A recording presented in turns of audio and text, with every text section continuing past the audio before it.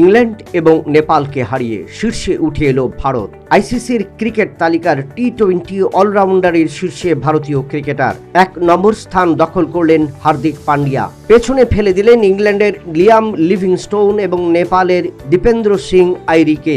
দক্ষিণ আফ্রিকার বিরুদ্ধে অসাধারণ পারফরম্যান্সের ভিত্তিতেই এই স্থান দখল করলেন ভারতের অলরাউন্ডার হার্দিক পান্ডিয়া। 3 নম্বর স্থান থেকে শীর্ষস্থানে উঠে আসার পর হার্দিক পান্ডিয়াকে অভিনন্দন জানিয়েছেন ভারতীয় দলের ক্রিকেটাররা।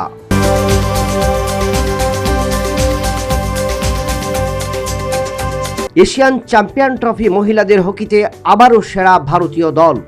রোমাঞ্চকর ও রুদ্ধশ্বাস ফাইনালে ভারত 1-0 গোলের ব্যবধানে চীনকে হারিয়ে খেতাব ঘরে তুলে নেয়। গ্রুপ লিগে ভারতীয় দল 3-0 গোলের ব্যবধানে হারিয়েছিল চীনকে, কিন্তু ফাইনালে ব্যবধান হয়েছে 1-0 গোলের। 31 মিনিটে পেনাল্টি কর্নার থেকে রিজার্ভ হিটের মাধ্যমে একমাত্র গোলটি করেন দলের স্ট্রাইকার দীপিকা।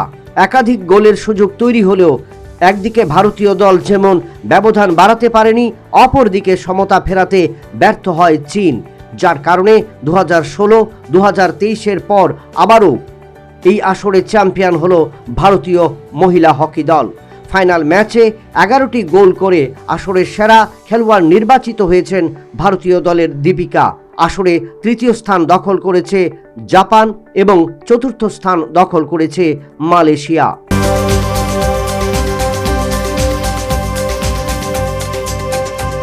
আসর শুরুর আগে টানা পরিশ্রম বিফলে গেল ভারতীয় দলের।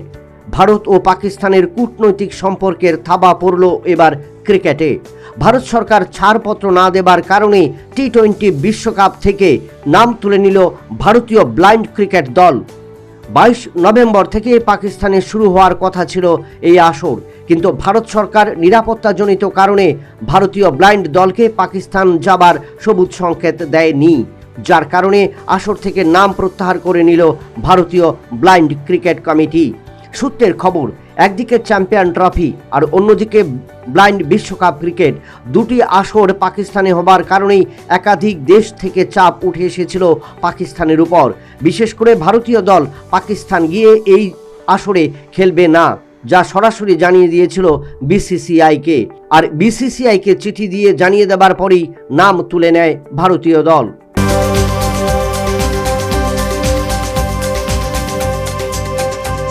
বিশ্ব টেস্ট চ্যাম্পিয়নশিপের ফাইনালে ভারতীয় দলের অংশগ্রহণ নিয়ে রীতিমতো চাপে রয়েছে গোটা শিবির। এরই মধ্যে নিউজিল্যান্ডের সাথে হাতছাড়া হয়েছে টেস্ট সিরিজ, যার কারণে অনেকটাই কঠিন চ্যালেঞ্জের সামনে ম্যান ইন ব্লু শিবির। এদিকে 22 নভেম্বর থেকে শুরু হচ্ছে বর্ডার গাভাস্কার সিরিজ। 5 টেস্টের সিরিজের প্রথম টেস্ট অনুষ্ঠিত হবে পার্থে। তার আগে গোটা দলকে দিকেই নজর রাখছেন ভারতীয় দলের কোচ গৌতম গম্ভীর। প্রথমত, নবনিযুক্ত ভারতীয় দলের কোচ হবার পর কোনো সিরিজে জয়লাভ করতে পারেননি গম্ভীর।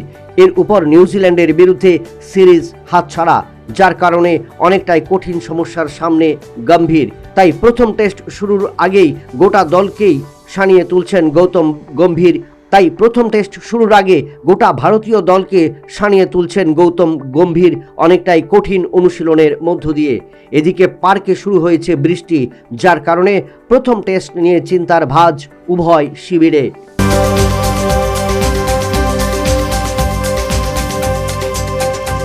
ভারতীয় খেলাধুলার কোনো দলই পাকিস্তানে যাবার অনুমতি দিচ্ছে না দেশের স্বরাষ্ট্র মন্ত্রক। ফেব্রুয়ারি মাসে চ্যাম্পিয়ন্স ট্রফি অনুষ্ঠিত হবে পাকিস্তানে, সেখানেও ভারতীয় দল পাঠানো হবে না বলে জানিয়েছে বিসিসিআই। এরপর প্রত্যাশা ছিল ব্লাইন্ড বিশ্বকাপে অংশগ্রহণ করবে ভারতের টি-20 দল, কিন্তু কূটনৈতিক কারণে সে দলকেও পাকিস্তান যাবার অনুমতি দিল না ক্রীড়া মন্ত্রক। এবার উঠে এলো কাবাডি দলকেও পাকিস্তান যাওয়ার অনুমতি দিল না ভারত সরকার, যার কারণে 2024 সালে পাকিস্তানে অনুষ্ঠিত 3টি আসর থেকে সরে দাঁড়ালো ভারতীয় দল।